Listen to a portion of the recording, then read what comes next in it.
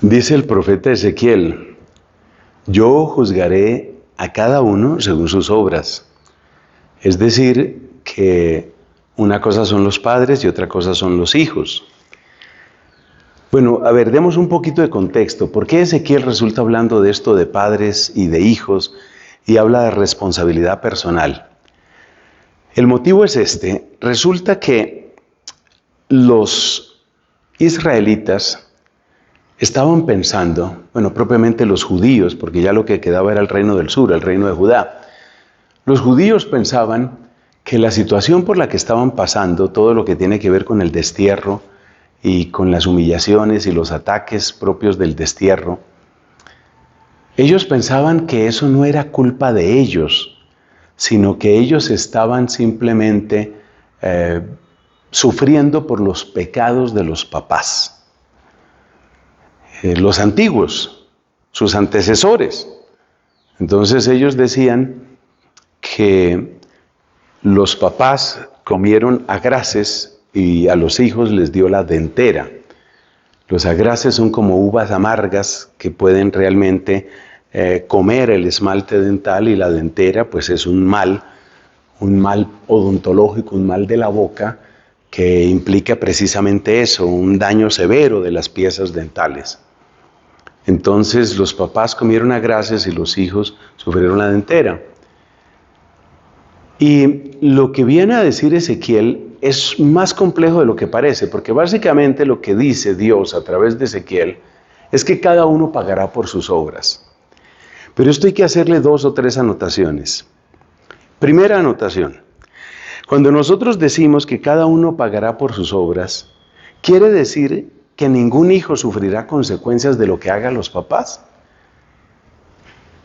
Pues no, eso no es cierto. Eso no es cierto porque, por ejemplo, si un papá es irresponsable y dilapida en vicios el patrimonio de la familia, claramente los hijos van a resultar afectados.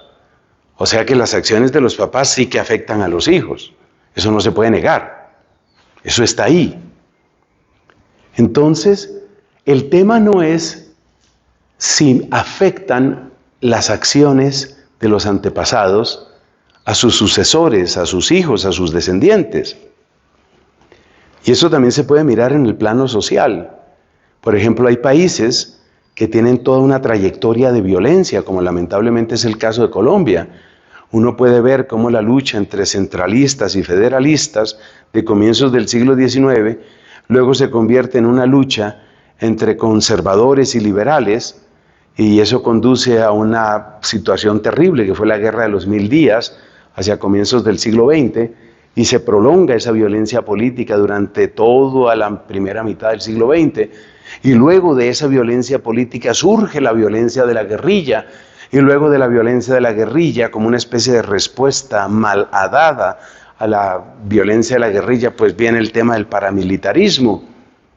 Y luego entra el elemento narco. En fin, ha habido toda una evolución. Uno no puede negar que hay consecuencias de los actos pasados que trascienden a sus protagonistas.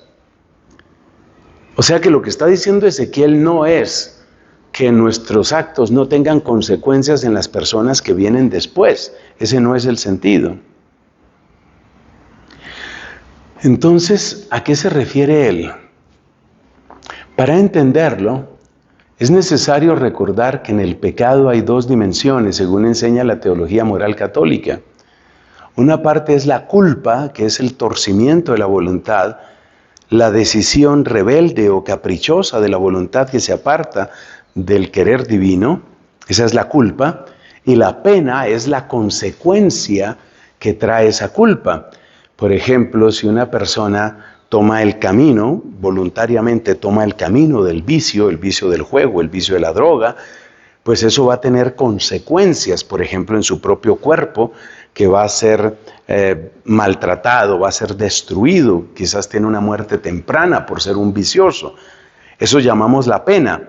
Pero observa que mientras que la culpa se queda en la persona, la pena sí puede pasar a otras personas. Es decir, la consecuencia del pecado no se queda únicamente en el protagonista, sino que pasa a otros. Entonces la enseñanza de Ezequiel hay que saber comprenderla.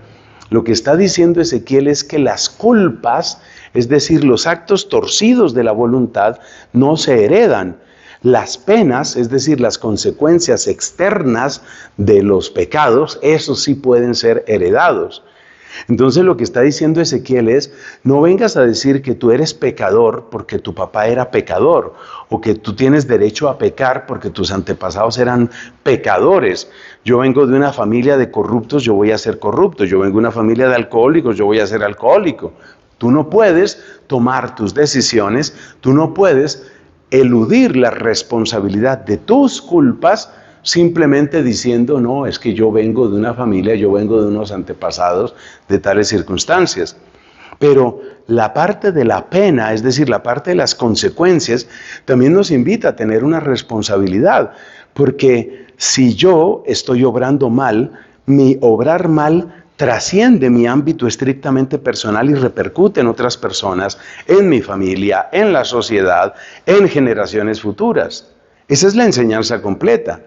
Entonces, en resumen, lo que viene a decirnos Ezequiel es que no puedes justificar tu pecado a partir del pecado de otros, pero al mismo tiempo ten consecuencia que tus pecados sí que tendrán consecuencias en otras personas. Es una enseñanza profunda, brillante, como todo lo que estamos encontrando con este impresionante profeta Ezequiel. Que Dios nos bendiga y que sobre todo nos ponga en marcha para evitar el pecado, para vencer el pecado con el auxilio de la gracia divina. Amén.